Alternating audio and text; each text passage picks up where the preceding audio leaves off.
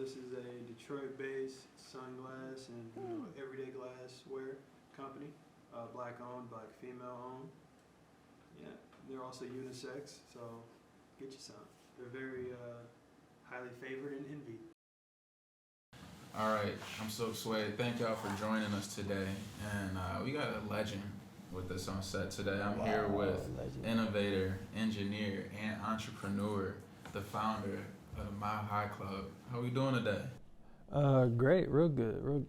And you hear the Mile High Club and you think of you already get something in your mind off what it is, but tell me what the Mile High Club is for people that don't know. So essentially the Mile High Club, what I like to call it is almost like an accelerator for entrepreneurs, professionals, creatives. Accelerator, a social club, a network, you can really call it all of those things. Mm-hmm. But essentially it's for people who, create, they want their, might be here or, they want to get to a different level, but they might not know how. So me, Mile High Club is like a vessel. That's why you see a lot of times I reference planes. It's a travel, oriented type of lifestyle brand as well too. So I utilize a lot of clouds, travel, a lot of that type of jargon. So that's why I like to call it like a vessel, because I might take this creative here. He has an idea, and I can make a reality. Because, with me, it's I've traveled to a lot of places. I've networked with a lot of creatives who've made that jump, who took that risk, and, they profited from it. A lot of people is that's that person. I can't do what they did. Mm-hmm. It's yeah, you could, with the right type of guidance, A lot of people offer these classes online, how to be this type of entrepreneur, how to be this type of artist, how to be this type of person, but they're selling it to you. Mm-hmm. I'd rather take you to that person, they really guide you through it. Right. Or, I'd be that person, I'd be like a liaison for that whole process, because I've talked to them, they broke it down to me, me being the, polymathic person I am, I've kind of learned, the process of a lot of things, you can break it down to something simple. So, I'm that person, I can put it on layman's terms for whoever it is I want to get to, that different level, and take them there. Mm-hmm. So, it's a Mile High Club, it's going to take you as high as you can go, Right. So, sounds like you can accelerate, creative trying to get to point A to point B. Yeah. In a sense of goal and growth of a brand and stuff like that. So it really don't limit to kind of just what you do. It's more just exposure. Mm-hmm. So exposure, growth, experiences, broaden, their horizons, put them in a different space, a space that might be better for them, might be, more beneficial for them, Gotcha. So. What pushed you to start the Mile High Club? So essentially, me for my, work, I travel a lot, so I ended up picking up a hobby, which was, photography. Gotcha. With, having a camera, it's like magic. It gets you almost anywhere. If you're walking into a venue, hey, I'm the photographer. All right, come on. Right. So with that, I got into a lot of places, Look good. I'm shooting this guy with the microphone. He's a promoter. I'm taking pictures of him. I'm like, hey, dude, I need your information so I can see these photos. All right, cool. He don't even, he'd probably hired a photography team and just hired it through somebody else. Right. He don't even know who the photographer is. So it's just me. Now I got his information. So now it's hey, dude, I'm the photographer for the other night. I want to come back and shoot for, these next line shows. All right, cool. Now you have a press pass. Right. So it's just I just accelerated my own career, but hey, man, I got this camera that I invested in. I'm just walking in there, Now it's admission ticket, basically. Yeah, it's crazy. And it's sometimes it's even concert, most of the concerts I even paid for a ticket, but it's just I would try and smuggle my camera in. Mm-hmm. A lot of times it worked, sometimes it didn't, so. Yeah, no, if you have so it's a rule. If you have a professional camera, you can't take it in. But it's so if you your lenses come off, they consider it a professional camera. You can't take it in. Yeah, so it's at the time I had a Canon T7i, and then the lens I was using is a smaller lens called a Nifty 50. It's a 50 millimeter, it's super small, it looks like a vlogging camera. So normally let those in. So the concert I shot was Wale at the House of Blues in Dallas. Gotcha. You know, it's like I traveled there. That was, what was that, 2019? I think that was 2019. Gotcha. You know, 2019 or no, 2020 actually. It was right before the pandemic, if I'm not mistaken. Yeah, probably gonna have to fact check. But yeah, so it's like the venue was just like, hey, you know, no professional cameras. And I was like, all right, well, I got mine. You know, this is a vlogging camera, but if you go look at my photos, it's like amazing quality because it's like I shot it with like a, you know, a semi-professional camera with like, you know, amazing lens. So it was like, yeah, like stuff like that. And it's like, you know, I sent my photos to like his managers, his team, and it's like, you know, they didn't even see him. I don't know if they even saw him. But while I was there, I also took pictures of the person who was selling his merchandise. So the person who did all his merch for all his stuff on tour, I took his pictures. He posted my photos. So now it's like the person who does all of the merch for Wale has, you know what I'm saying? They talk. They clearly talk. So it's just like, hey, dude, you know, if you want to put more photos at the next show in Dallas, I can come in there. You know, I will just need a press pass. Right. All right, hey, you know, Wale, I got a photographer. He took some fire photos of you last time. Whoop. You know. So it sounded like you was connecting all the pieces of the puzzle. You was getting like the infinity stuff. Yeah, it's just like I just saw like the process. It's just like with like my day job is like, you know, I work with people to get like, you know, a process done. So it's just like you kind of got to know everybody's job and like role. You know what I'm saying? It's like he's important for that reason.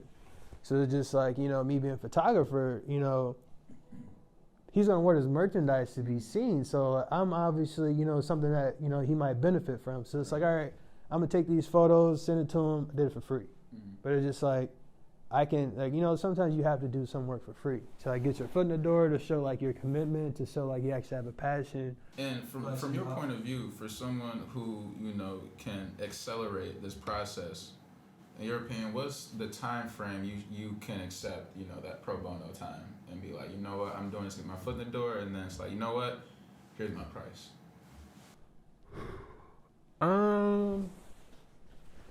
I don't know. See, I mean, it depends on, you know, it's really a case-by-case situation. Like, if that person's, you know, if their work, you know, if it's there, you know, if people are willing to pay for it, if they're able to sell it, really.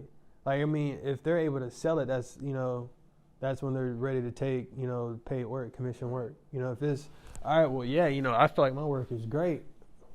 You know, I want to sell it, you know, but then it's just like you have to get your work out there. Right. Whereas like people, you would get like, you know, that gratification, you know, that validation from people where, you know, you feel comfortable to be in these safe spaces of like the people you idolize. You know what I'm saying? If you're an artist and you're looking at, you know, these famous painters and stuff like that, and you're like, oh my God, you know, what's separating my work from theirs?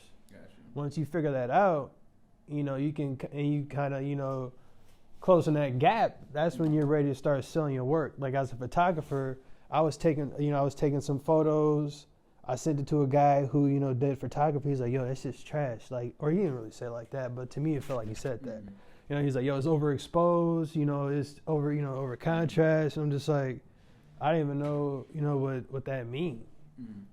I wasn't ready to sell my photography at that point, you know. So it's like, I went and learned, you know, what that stuff was. But yeah, so yeah, once you bridge that gap, I mean, I feel like that's when you're ready. I mean, I don't really think anybody can tell you're ready, because really it's like a you thing. Like you have to be able to sell your, like, whatever your craft is. So it's like, you know, you have to be comfortable with it for you to, you know, start selling it. So I feel like for me, if I was to get into photography more, I would definitely, you know, be more comfortable with doing pro bono shit as I'm like perfecting my craft, you know what I'm saying? Like getting that molded product that I really want to push out there.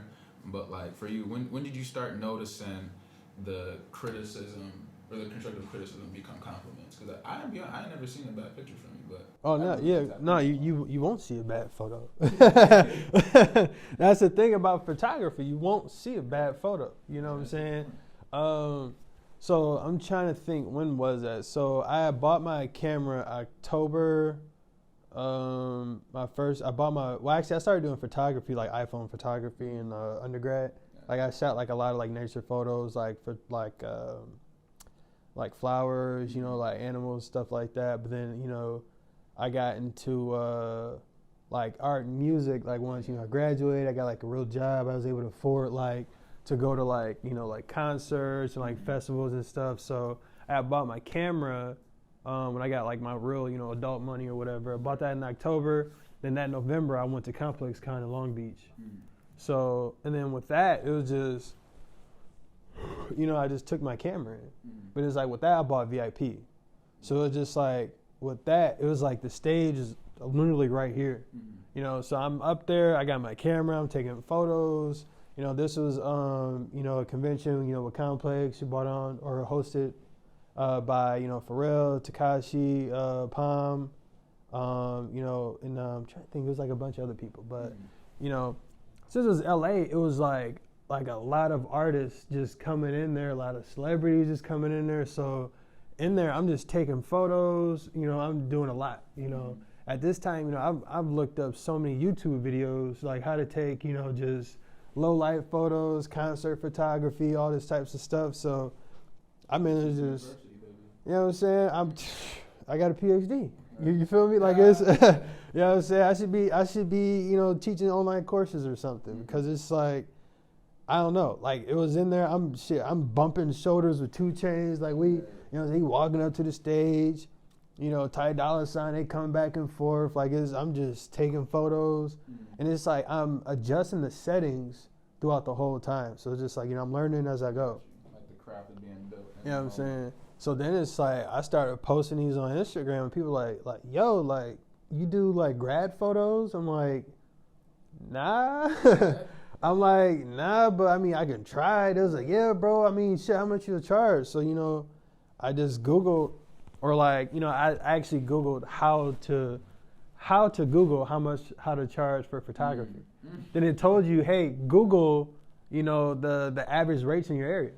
So I just did that, and you know, I told them, hey, you know, average price is like, or typical price is like such and such, but you know, since it's my first time, I'll just do it for, you know, like a quarter of the price. You know, I took them, I did the photos, they came out like amazing. You know what I'm saying? You know, as I'm shooting, I'm, you know, adjusting the settings. And of course, I went to YouTube, you know, University and Google how to take, you know, graduation photos. You know what I'm saying? So I'm posing them, you know, I'm adjusting the light. I'm like, hey, the little tassel got to be on this side. You know what I'm saying? Because when I graduated, I don't even fucking remember when they told us, because I slept through the whole thing.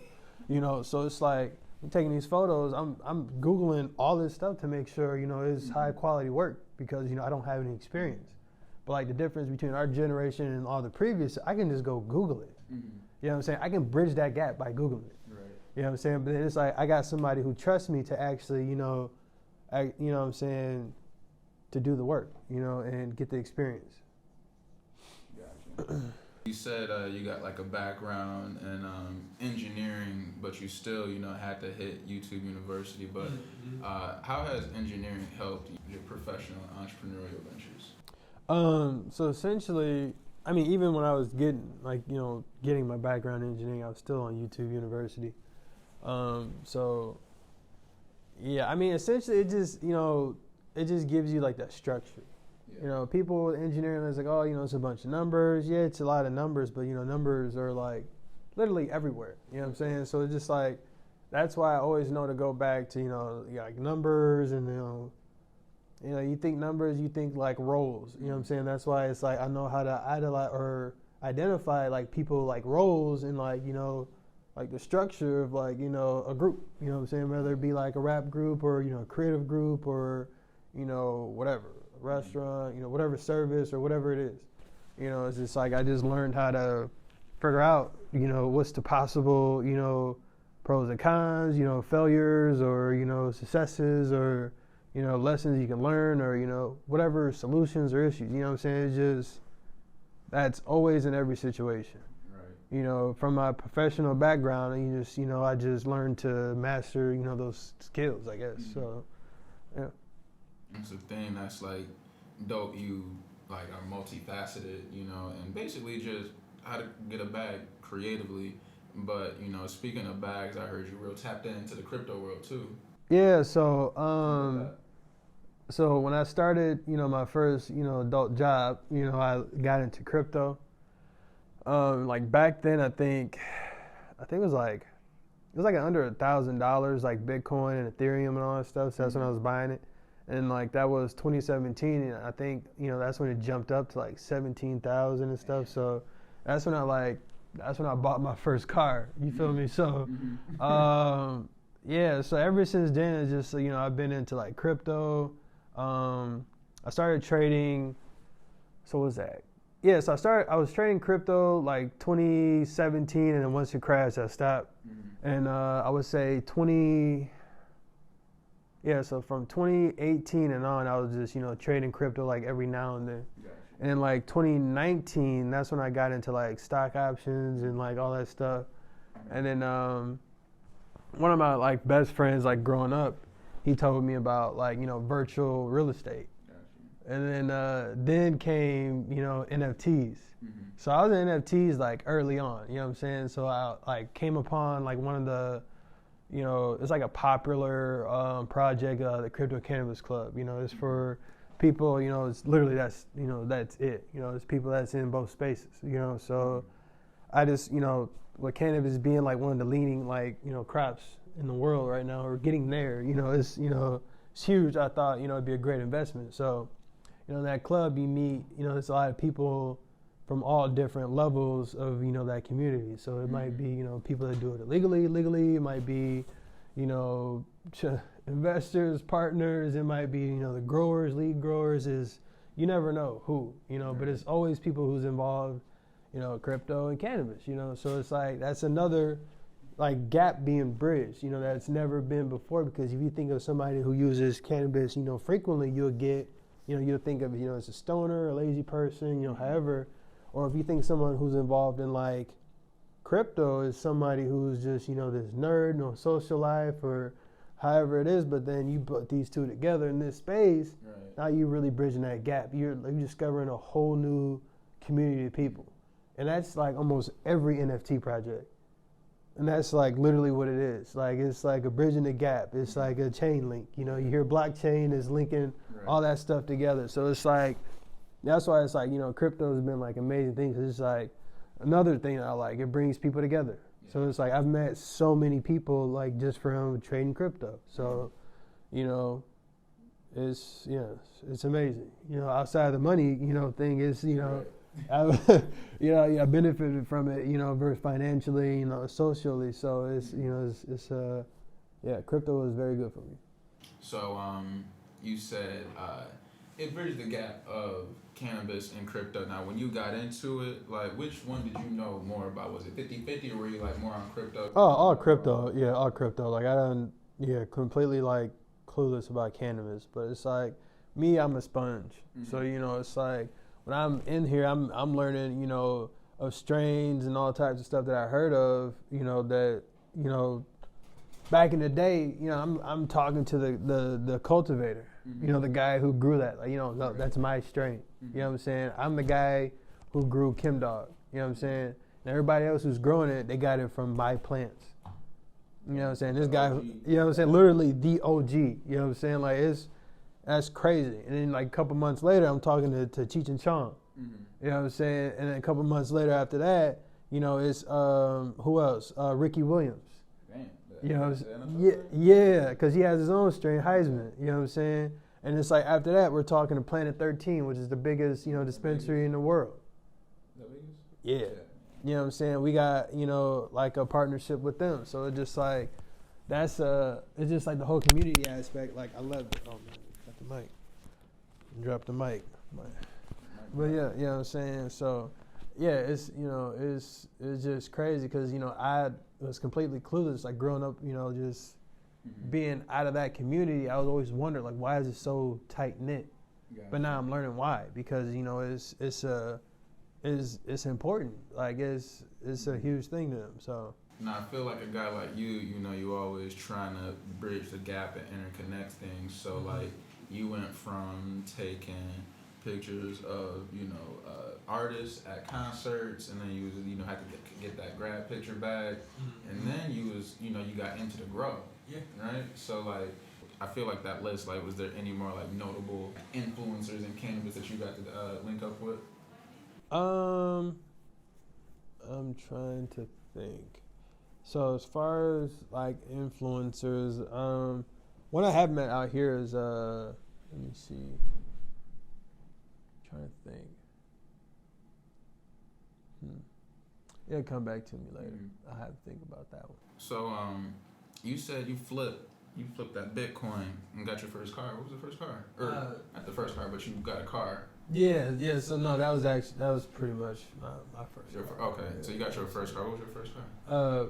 Well, wait, before that one or the one I bought? The one I bought. Okay, so the one I bought with the Bitcoin money. Okay, it was a 2018 Dodge Challenger RT with a black top package. We need to pick it up so we can throw that. Yeah, that was my dream car.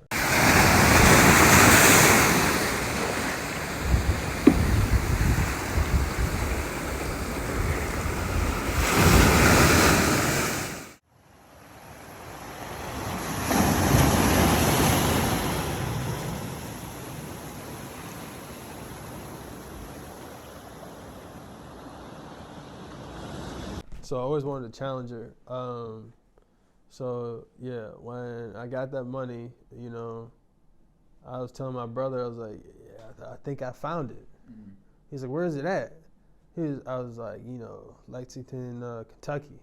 Mm-hmm. You know, it was a 3.5 hour drive. You know what I'm saying? At that time, you know, I was working my day job. I was working third shift, you know, mm-hmm. supervisor and shit. So, you know, I got off of work at like 7 a.m. I'm like, yo, bro, you know, I just got off. You know, I think I found the car. He's like, all right, well, shit, I'm on my way. Mm-hmm. You know, brother drove like hour and a half and shit. You know, we made that drive. We drove 3.5 hours. Mm-hmm. I went and bought the car, you know what I'm saying? I went and got my car insurance that same day, you know what I'm saying? And shit, I drove it back and, you know, I went right back to work. Damn. Yeah, so I was so high on life at that time, dog. I was really running off like 0 hours of sleep, you know. Mm-hmm. I was like, yeah, this is it, you know what I'm saying? That's how I was like, after that, I was like, I've made, you know, the same amount of money that I get from, you know, my day job. Mm-hmm. So it's just like, the sky, you know what I'm saying? Say the sky is the limit, but that's just, you know, as far as we can go because, you know, we only know pilots. Right. You know what I'm saying? If I knew, you know, the right person like a Jeff Bezos or something, I can go to space, and we just saw that. You know what I'm saying? So the sky ain't the limit. It's really just who you know. Right. You know what I'm saying? So if you know the right people, you can really go anywhere. Mm-hmm. You know, I've been to a lot of places. Right. And it's just like I go double back and link with these people I met, I might get deeper rooted mm-hmm. into anywhere I go. You know what I'm saying? That's what I've been doing. You know what I'm saying? That's why I'm here with you right now. You know what I'm saying? It's just... No, I always hated the phrase, the sky is the limit, because niggas been to space. That's literally what I always say. Like, niggas been to space. Why are we saying the sky is the limit? Exactly. This is because y'all think we can't get there. Right. You know what I'm saying? But if I know Jeff and them, I'm right. going. You know what I'm saying? I'm up there. It's like, what is it? Like $250,000? That's all you needed? Man. You know what I'm saying? Exactly. That's all. Remind me of that, like... To go to space.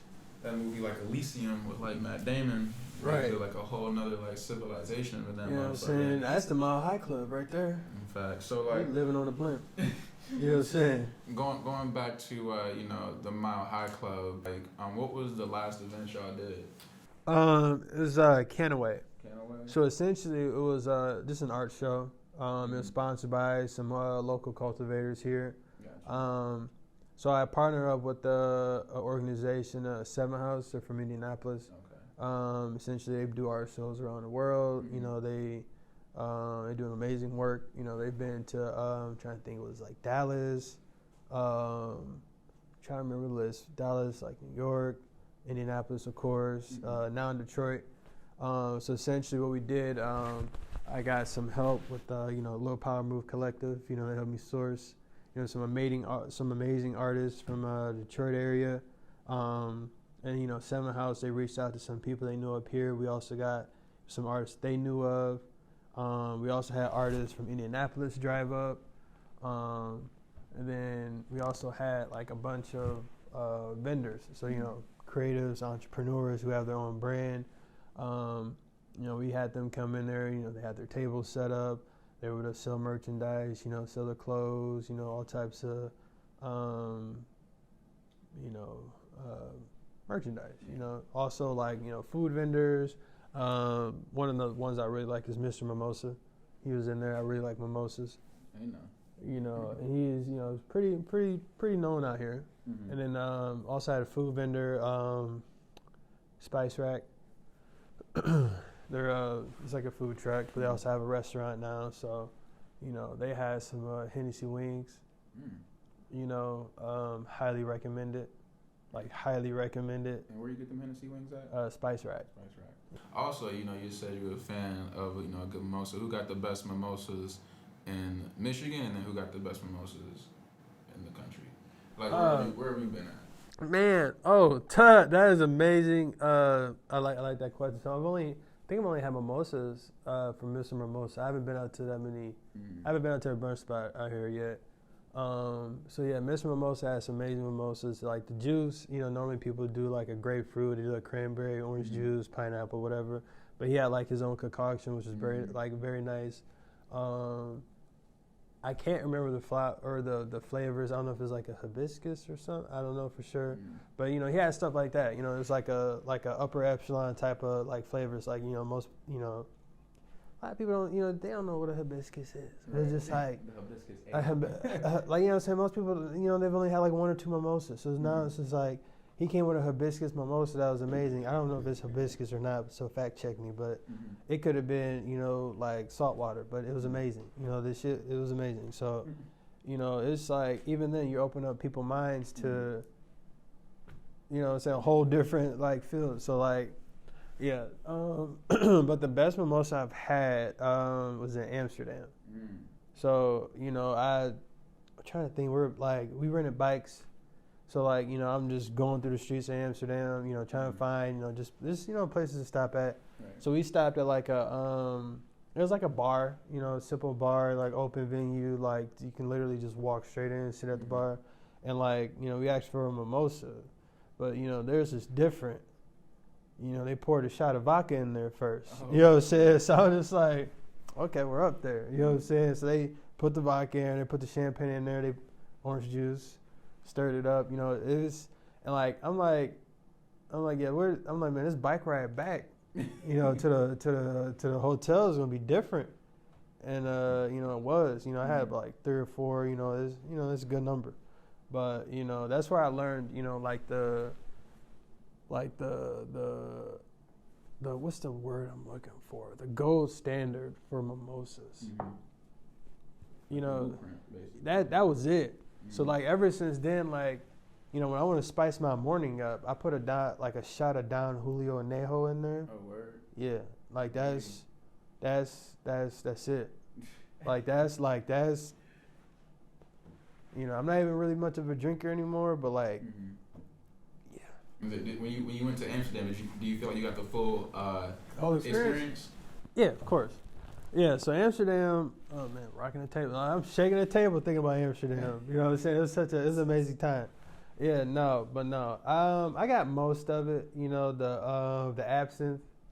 You know, I had like 2 shots of that. You know, I was celebrating, you know, my frat brother's birthday. We were out there, so it's like, you know, we were up there. You know what I'm saying? I walked through the red light district. I ain't stopped. You know what I'm saying? So you ain't getting on. Yeah, no, I didn't get the full experience, and I'm cool with that. You know what I'm saying? It's different times now. You know, I know it's cool over there, but yeah, I'm walking through it. I'm off 2 shots of absinthe. You know, I'm walking, like the walk from the club I was at to the club I was going to is probably like 15 minutes. Word. But I swear I made it in 5. Like you know, what's that movie Jumper? You've seen it when the guy was like, he got beat the fuck up and his powers was like in and out. He was just like. I was like that off the absinthe. So like I'm walking. I just hear a knock on the window. You know, I look. It's one of those. So I just, you know, beeline. I'm out of there. You know, I got to where I was going, but you know, yeah, I was cool with, you know, I got like a 90% experience. That's cool. You know what I'm saying? Did like a wine and cheese tour and like the canals and stuff. But yeah. It's funny because I feel like I read something like marijuana is still like illegal to like a certain degree over there, but like it's like how it's transported that like the cops really don't care in a sense to where like it gets to where it needs to be. But like for the, you know, if you were to have the first international event, where would it be? So my top 3 countries, well, really top 4, man. I don't know. The first one that came to mind was St. Martin, because I've been there like twice. Like that's like an annual trip for me. Like pretty much, yeah. I got like some friends out there. That live out there, and I make it a point to try and go out there. So I would say St. Martin. The culture is nice. Again with the camera, it got me into places. Just a nice talking point. I know like the creative director for like one of the hottest clubs out there, and it's just it could be an American night. You know what I'm saying? When I come, you know what I'm saying? It's really that simple. It's just like it's really like that easy. It's just like I talked to him, I had a good time. We spent the typical amount of money. We tipped like we're supposed to. We had fun. We let them know we were having fun. You know what I'm saying? We made it easy for them to make it easy, for us to have fun. We're just, the group I went with was just pretty open-minded. So it's just like, they was like, oh man, you guys can come back anytime. I'm like, hey, I hope you mean that. Because, hey, you going to see me again. You know what I'm saying? You ever been like approached by like a foreigner who's seen an American with like ignorance, like expecting you to be like a typical American, or you never like ran into that?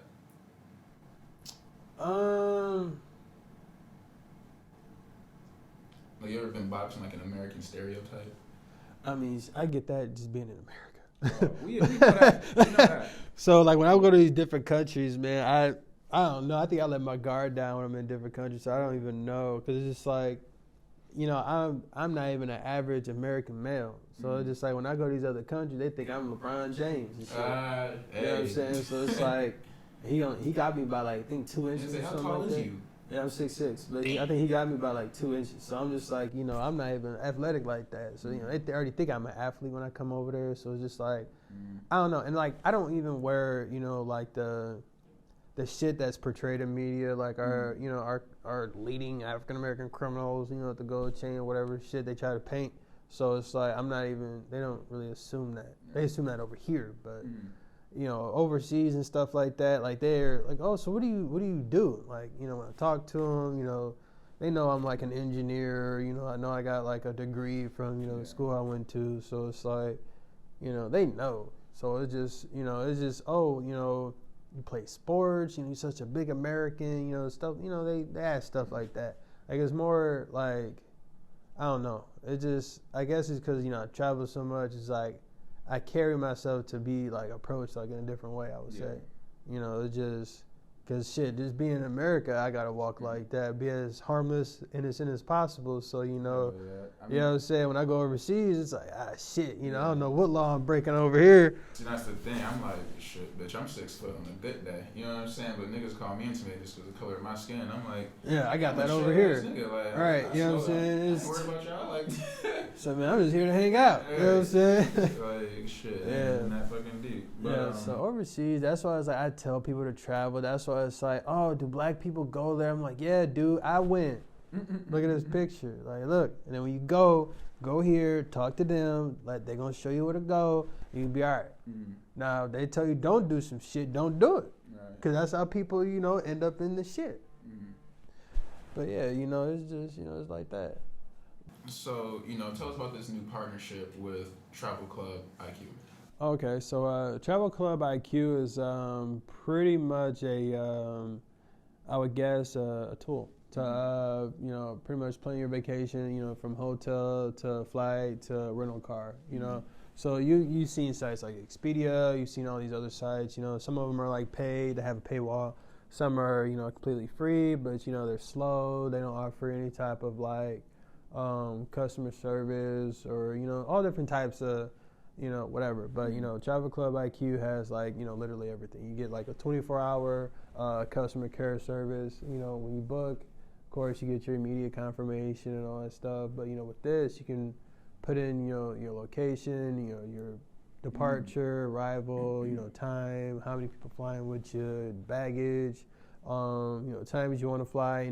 Of course, it's going to spit out, the most, cost efficient, trips. And then with this, it books everything at once. So, you book your whole vacation and, you can easily plan a whole trip for a group. Gotcha. My most recent trip, most recent trip where I, booked all three, is I went to Jamaica, I spent a whole lot more money than what I probably should have, had I, booked everything at the same time, make sure, my schedule was aligned with everybody else. Gotcha. Cause, I made an error, arriving a day early, before our villa. So I ended up having to pay for a hotel, a whole different driver. So it's just like stuff like that can get avoided if you book everything like at the same time. So like the supply chain efficiencies kind of like eliminated in the travel club IQ type shit. Yeah, and it's just like you get like I get even though I travel a lot, I still get anxiety like just making sure I get to the airport on time, making sure my room's not giving away, or make sure I got the right room, or making sure everybody's on the same flight, arriving at the same time. Because, some people, I booked my flight late, so I booked with a different airline. Next, that airline just canceled all their flights. You know what I'm saying? With this, everyone's like, hey, all right, we're all going to book at the same time. Book it here. Here's a link. Type in the same stuff. Everybody's, aligned. You know what I'm saying? It's a smarter way to travel. If you can coordinate a taxi driver and a weed man in the same whip, I'm using that bitch straight up because I hate going somewhere and be like, all right, is it legal? Is it medicinal? Like I just want it. Like, and I want it from the. I want to go straight from the airport to the hotel, like, cause I'm just trying to enjoy my vacation. I don't have to search for nothing. Like we got a whole ass itinerary we gotta hit. You know what I'm saying? Like I be finding people who they plan shit. And like if you venture out, they be mad. See, it's just like it's always if you know. So when you go out to international places for the first time, like how highly do you prioritize trying their cuisine, their food? Pretty much immediately, cause I'm hungry all the time. So as soon as I land, it's like I find what's like the staple in like the airport. Cause when I land, I'm waiting on my bag. I'm waiting on the Uber driver. I'm waiting on the shuttle to the rental car rental car service port or whatever. So shit. As soon as I get to the airport, and then from then it's just like if I know one's from there, if I know one's like somebody who lives there. I'm asking her, what's the first place I should go to? Of course they're going to have, breakfast, lunch, and dinner.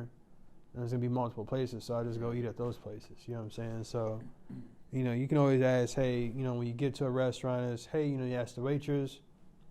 Most of the time they haven't tried the menu, or they're probably tired of the menu. They don't, you know what I'm saying? They it's... They ain't trying to put you on or nothing? Nah, you know what I'm saying? It's really hit or miss, depending on where you go. So it's like...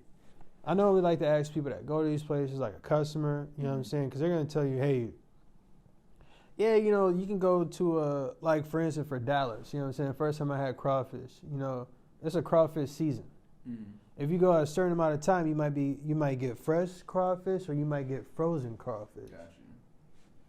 If you're a foodie, you can tell the difference between frozen food and, like, fresh food, you know what I'm saying? So it's like... it depends, you know what I'm saying? Because that's why I normally like to ask, the people, like customers, that's why I always know where to go to get food. I started a food thread, when I was in Dallas, I was eating everywhere, you know what I'm saying? I gained like 45 pounds. Eating good. Super, you know what I'm saying? I lost like 70 pounds since then though, so, Hey man, a healthy life. For the most part, On the events, as you said, you threw like events in Dallas and like in Indianapolis. What would you say is like the key or like the main ingredient to a successful event? Of course, planning. You fail to plan, you plan to fail. So it's always planning. You know what I'm saying? Even if you don't know enough people. You plan an event so far out, you know what I'm saying? You talk to the right people, you find some people in that area, tell them about the event, you tell them to tell a friend. Eventually, the event will get out, you know what I'm saying? Then it's like you have to be like conscious of like, the targeted, audience, So it's like if you're trying to throw an event in like Dallas, what I've learned, people in Dallas don't go outside when it's raining. So, stay in the house.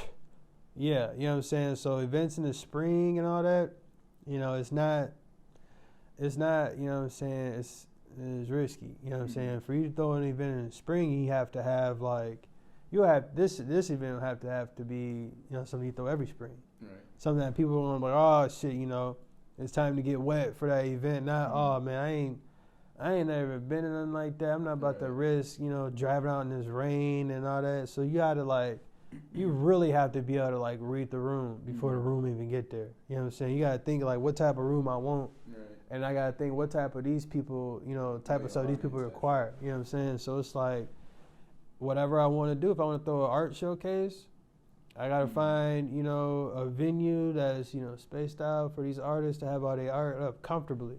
You know what I'm saying? So it's like when they're saying, hey, come to my event, I want y'all to come to my event because, you know, even though I'm just a featured artist, like this place is gonna look amazing. I like it. You know, the event's gonna be nice. Now I got them selling the event for me. I ain't even gotta sell it. So that's why it's like when I'm throwing an event, I want to partner up as much people as I can because it's just like, you know, I'm bringing all these people together. Right. You know what I'm saying? It's strength in numbers. We all know that. You know what I'm saying? Right. So it's like we get so tired of all these, you know, people taking advantage of us creators. Why are we, you know, dependent on them? You know what I'm saying? Even though Instagram one of our most powerful tools, but you know how much money we can make right, you know, in person compared to Instagram? A lot of my day-to-day sales is face-to-face because niggas be talking on the internet like that. You know what I'm saying? You know how many people gonna comment on your photo? Oh my God, your graphic art is amazing. Compared to that person that just bought a $10 print that you just printed off on an 8.5 by 11 square paper. You know what I'm saying? Right. That piece of art that you drew up on your iPad, you printed it off, and now you selling it at this event. $10 a print. People buy it just to buy it. For real. I mean, when they see somebody hard working, they want to support you, and especially, you know, if it's authentic. And it's funny because I feel like, I remember you saying, you know, you said you couldn't do sales because, like, it's just not in you. But you do sell an experience, though, because you convince sponsors to participate. You know what I'm saying? So, like, how do you go about that? Like, what does that look like? So then that's when I lean on, like, my professional experience because literally everything is about numbers. Right. You know, so it's like a lot of these brands, you know, they depend on the community. And it's like some of them might be outsiders like myself, but it's just like, you know, me, I know my scene. You know, I know my targeted audience, which is entrepreneurs, creatives, and professionals.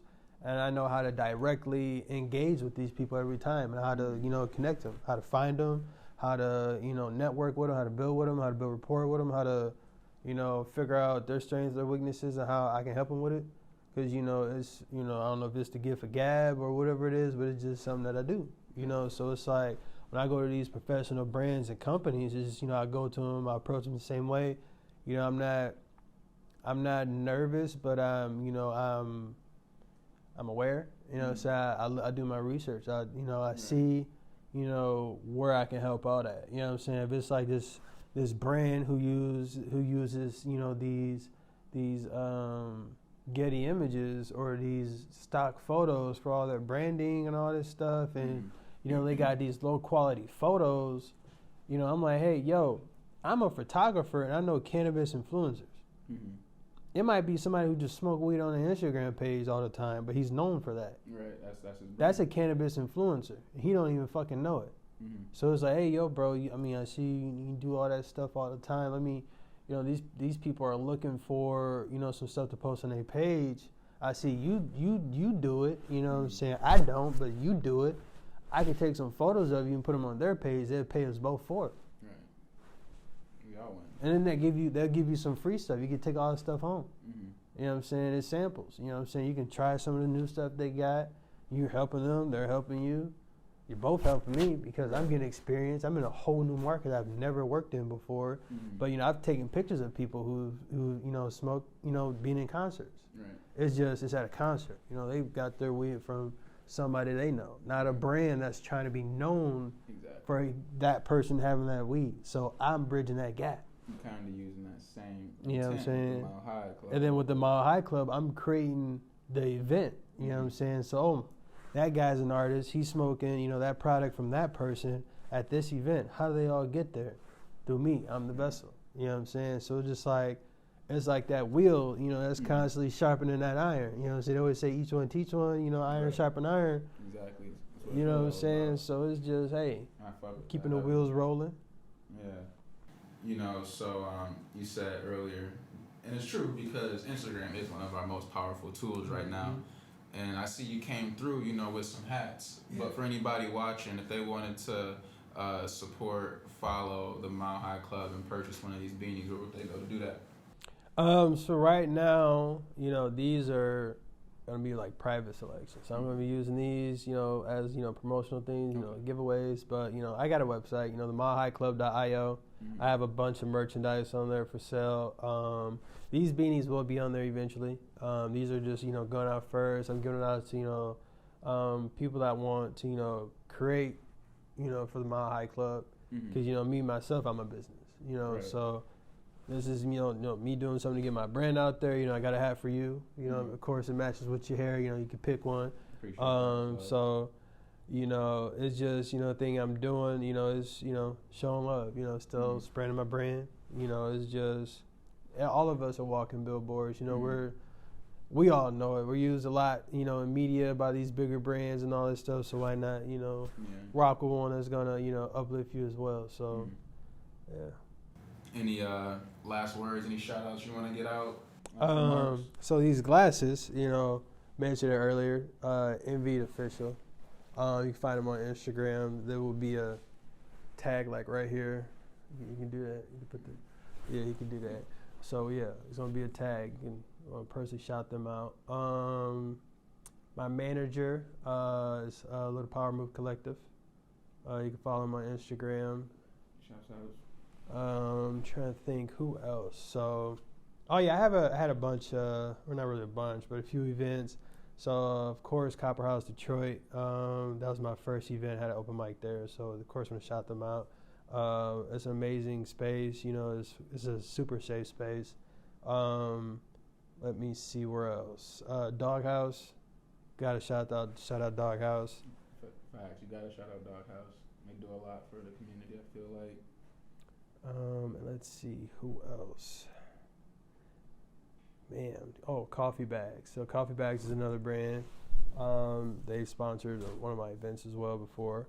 Sheesh, I should have wrote a closing remarks. I didn't, trying to think who I ought to thank, man. Since I got to Detroit, man, I've met like a lot of people that's, have made a lot of this stuff possible. Let's see. Oh, in the complex, 313, I shout out them. Out the way, Jose, he's the owner of that. That's one of the places I threw my last event, which is Canaway, which is, art festival that was cannabis powered, I guess you could say. Let's see, I think that's it. Cool. Well, thank everybody for tuning in. We just chopped it up with the owner and founder of the Mile High Club. And tune in to YouTube. Follow me at SoakSway on all social medias, all platforms, and catch us on the next one. Peace.